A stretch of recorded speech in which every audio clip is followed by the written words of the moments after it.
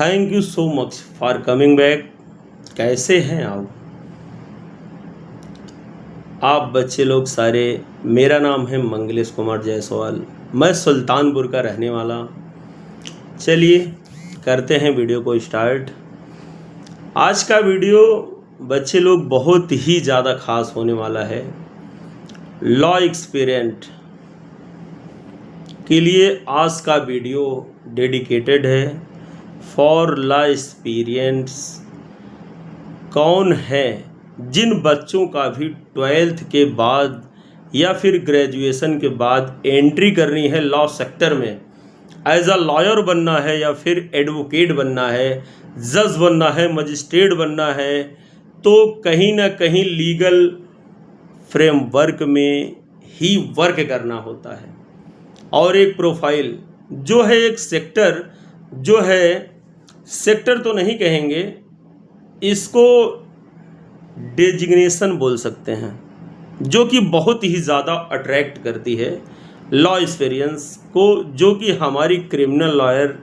जी हाँ, आज के वीडियो में हम डिस्कस करने वाले हैं 10th या 12 के बाद अगर आपने सोच लिया है कि सर मुझे एक क्रिमिनल लॉयर बनना है, तो इसका क्या प्रोसीजर है, आपको फॉलो क्या क्या करना पड़ेगा, 12th के बाद कौन से कोर्स करने पड़ेंगे, या फिर अगर आपने ग्रेजुएशन में एडमिशन ले लिया है तो आफ्टर ग्रेजुएशन क्या चीज़ करनी पड़ेगी in order to become a criminal lawyer. तो बिना कोई टाइम वेस्ट करते हुए चलिए शुरू करते हैं। सर, क्रिमिनल लॉयर कौन होते हैं और उसका क्या काम है?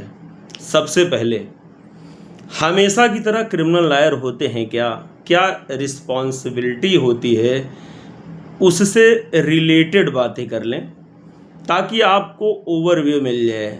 और यह फील्ड मेरे लिए है या नहीं, देखिए अट्रैक्ट बहुत सारी चीज़ों से होते हैं, लेकिन जैसे जैसे उस चीज़ के बारे में हम सब जानना चालू करते हैं, हमारा इंटरेस्ट धीरे धीरे कम भी होने लगता है सर, क्योंकि हमें एक्चुअल उसकी रियलिटी यानी सच्चाई पता लग जाती है कि क्या चाहिए क्रिमिनल लॉयर बनने के लिए। सबसे पहले वर्क क्या होता है? Serving justice for the rights of the society. कोई भी आम नागरिक है, अगर उसके साथ सोसाइटी में कोई भी चीज़ गलत हो रही है, उसको लगता है कि इस पर्सन ने या इस ऑर्गेनाइजेशन ने मेरे साथ कोई भी चीज़ कुछ गलत करा है, तो मेरे साथ रॉन्ग डूइंग हुई है, तो वह एक क्रिमिनल लॉयर के पास जा सकता है और एक क्रिमिनल लॉयर उसके बिहाफ में उसके लिए केस लड़ सकता है।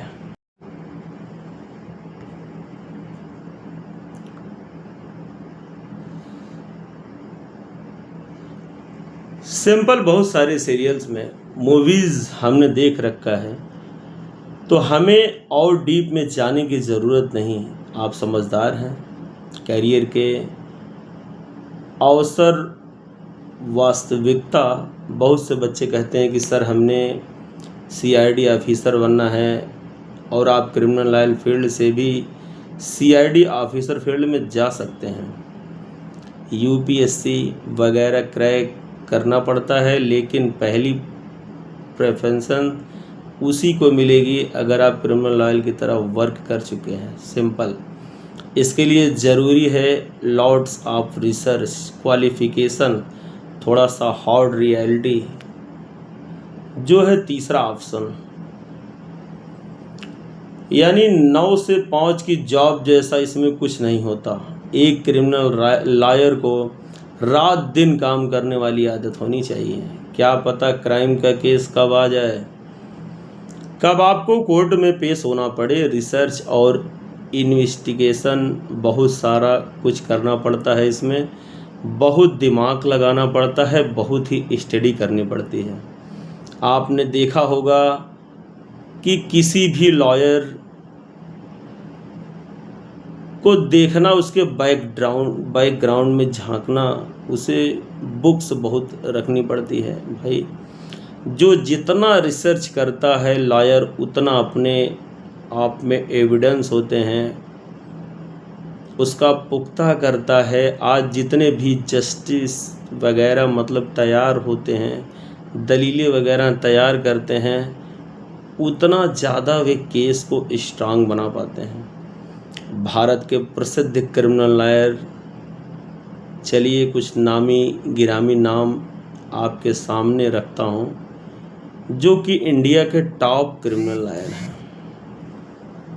जैसे राम जेठमलानी सर, गोपाल सुब्रमण्यम सर और KTS तुलसी सर, बहुत फेमस नाम है सर।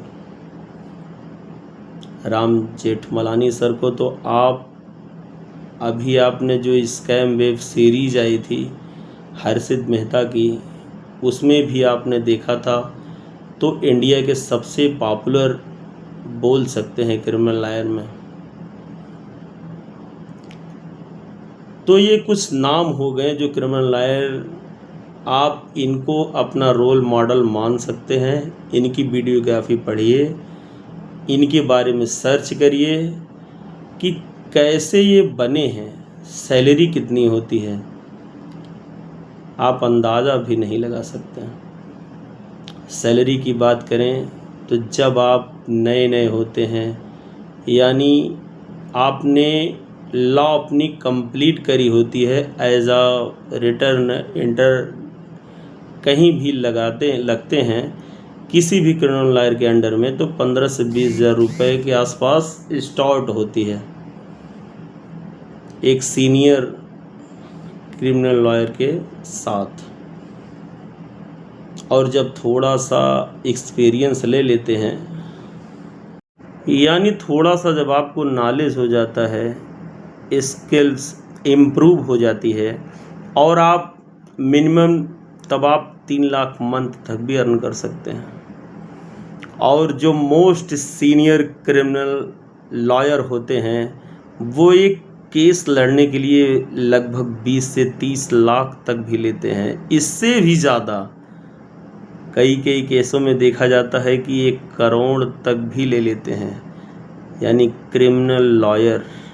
तो ये आपकी नॉलेज और आपके एक्सपीरियंस, आपकी स्किल और आपकी नेटवर्किंग पर डिपेंड करता है सर। क्रिमिनल लॉयर बनने की प्रक्रिया, तो क्रिमिनल लॉयर का ओवरव्यू मिल गया है। अब आप देखते हैं क्या चीज़ हमें करनी पड़ती है 12th के बाद।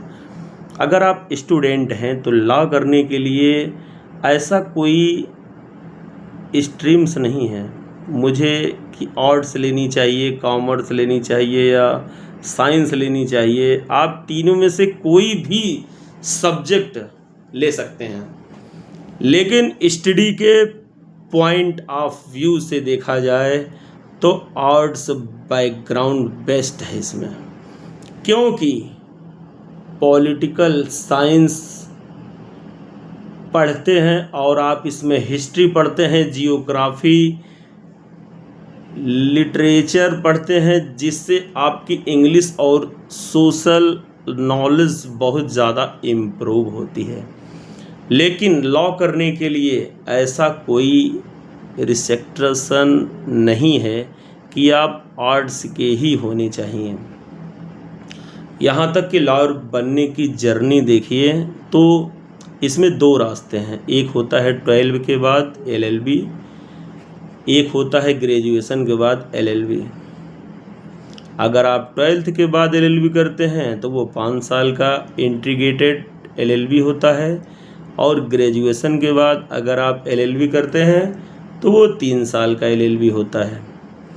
अगर आप 12th के बाद LLB करते हैं तो 5 साल वाला, तो उसके लिए क्लैट एग्जामिनेशन देना पड़ता है। और अगर आप top most national law university से अपना 5 साल का LLB कंप्लीट करना चाहते हैं और ग्रेजुएशन के बाद डिपेंड करता है कि आप किस कॉलेज में एडमिशन ले रहे हैं, तो वो खुद का एंट्रेंस लेंगे या फिर अलग अलग एंट्रेंस एग्जामिनेशन होते हैं वो आप देकर कॉलेज में एडमिशन ले सकते हैं। वहाँ पर ही स्पेशलाइजेशन होता है कि बच्चा क्रिमिनोलॉजी नाम से स्पेशलाइजेशन होती है और वो आप चूज कर सकते हैं। उस स्पेशलाइजेशन में एक्सपर्टीज़ लेकर इस फील्ड के अंदर एंट्री करते हैं। 12th के बाद करें या ग्रेजुएशन के बाद करें तो दोनों में ही स्पेशलाइजेशन होती है। क्रिमिनोलॉजी इसकी स्टडी में इम्पॉर्टेंट सा यानी सारी चीज़ों को आपको स्टडी कराई जाती है और डीप में।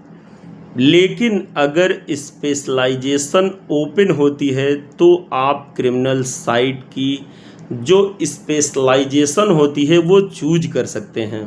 सेकंड चीज़, आपको क्या करनी होती है, 3 या 5 साल का LLB आपका पूरा होना चाहिए। इसके बाद जैसे ही आपकी डिग्री कंप्लीट होती है, 5 साल वाली हो या फिर 3 साल वाली हो, आपको एज इंटर्न वर्क करना पड़ता है। शुरुआती टाइम में अंडर आ क्रिमिनल लॉयर, जो भी आपके क्रिमिनल लॉयर सिटी मजिस्ट्रेट में जो भी पॉपुलर हैं उन्हें अप्रोच करिए।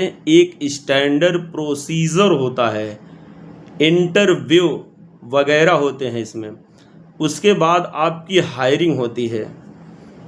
तो जितना टाइम आप एक्सपर्ट क्रिमिनल लॉयर के अंडर में गुजारेंगे उतनी ज़्यादा आपको नॉलेज, एक्सपर्टीज़ और मार्केट की समझ बढ़ेगी। और एक टाइम बाद आप खुद को अपनी प्रैक्टिस भी स्टार्ट कर सकते हैं सिंपल रोज़गार के क्षेत्र। चलिए आगे देखते हैं एम्प्लॉयमेंट सेक्टर, कौन कौन वे सेक्टर हैं जहां आप अप्लाई कर सकते हैं। देखिए, जब आप एक अच्छे इंटर्नशिप कर लेते हैं 3 से या 5 साल से किसी अच्छे क्रिमिनल लॉयर के अंडर में, तो आप एक्सपीरियंस ले सकते हैं। तो आप हाई कोर्ट जैसी जगहों में, सुप्रीम कोर्ट जैसी जगहों में वर्क कर सकते हैं। लीगल प्रैक्टिस खुद को स्टार्ट कर सकते हैं। फैकल्टी के रूप में आप वर्क कर सकते हैं। एज अ लेक्चरर कॉलेजेस वगैरह में जा सकते हैं या फिर जो एंट्रेंस एग्जामिनेशन की प्रिपरेशन करा सकते हैं, आप एज अ फैकल्टी वहाँ भी पढ़ा सकते हैं। इसके अलावा लीगल वेबसाइट, बहुत सारी लीगल वेबसाइट हैं इंडिया में जो कि क्राइम से रिलेटेड जितने भी लॉज होते हैं उनसे रिलेटेड आप आर्टिकल्स होते हैं, उसके लिए एक्टर्स, लॉयर वगैरह की खोज में रहती हैं ताकि उनकी मैगजीन्स या वेबसाइट में अपनी एक्सपर्ट की ओपिनियंस पेश कर सकें दुनिया के सामने। तो ऐसी लीगल वेबसाइट में भी आप एज अ लीगल राइटर, इसे लीगल क्रिमिनल राइटर बोलते हैं, वर्क कर सकते हैं। तो बहुत सारे एवेन्यूज़ और अपॉर्चुनिटीज़ आपके लिए खुल जाती हैं जैसे ही आप क्रिमिनल लॉयर प्रोफेशन में एंट्री लेते हैं। टाइम के साथ साथ वैसे ही आप वर्क करेंगे। देखिए, अभी आप 10th में, 11th में या 12 में हैं, जब आप पानी में नहीं कूदेंगे यानी इस फील्ड में एंट्री जब तक नहीं ले लेंगे तब तक वो एग्जाम्स क्वालिटी नहीं आ पाएगी। यार, यह प्रोफेशन जो मैंने चुना है, मुझे इस सेक्टर में, इस डायग्निजेशन पर या पोस्ट पर जाकर वर्क करना है। सो रिसर्च करते रहिए, पूछते रहिए एक्सपर्ट लोगों से, समझदार लोगों से कि क्या मेरे लिए यह ठीक है, मेरे इंटरेस्ट के हिसाब से क्या यह सही प्रोफेशन रहेगा। और आने वाले टाइम में लॉ में बहुत ही स्कोप बढ़ने वाला है, ट्रेंड बढ़ने वाला है। तो और भी लॉ रिलेटिव जितने भी अच्छे पोस्ट डेजिनेशन होती हैं उसमें बहुत वीडियोस लाता रहूँगा। प्लीज़ इस चैनल को सब्सक्राइब करना मत भूलिएगा, क्योंकि बहुत से बच्चे वीडियोस देखते हैं बिना लाइक करे बिना सब्सक्राइब करे चले जाते हैं। कोई सच कोई उनसे नाराज़गी नहीं है, लेकिन फिर भी अगर आप चाहते हैं कि रेगुलर आपको ऐसे वीडियोस मिलते रहें तो प्लीज़ सब्सक्राइब करें, चैनल को नोटिफिकेशन बेल को हिट करें, क्योंकि हम पूरी एफर्ट करते हैं। पर्सनालिटी बहुत हेल्प करता है आपको रिसर्च करने में। आपको कोशिश करता हूं कि हर फील्ड में रिलेटेड आपके लिए वीडियोस ला पाऊं, ताकि आपको हर फील्ड की नॉलेज हो और आप राइट डिसीजन ले सकें अपने कैरियर का। उम्मीद करता हूं कि वीडियो हर बार की तरह आपको अच्छा लगा होगा। कोई भी क्वेश्चन हो तो कमेंट बॉक्स में कमेंट कर सकते हैं। जब तक आप पढ़ना नहीं स्टार्ट करेंगे, मेहनत करते रहिए, पढ़ते रहिए, क्योंकि बुक्स स्टूडेंट के लिए सबसे सच्चा दोस्त है, क्योंकि आपका दिन भी आएगा। Thank you so much.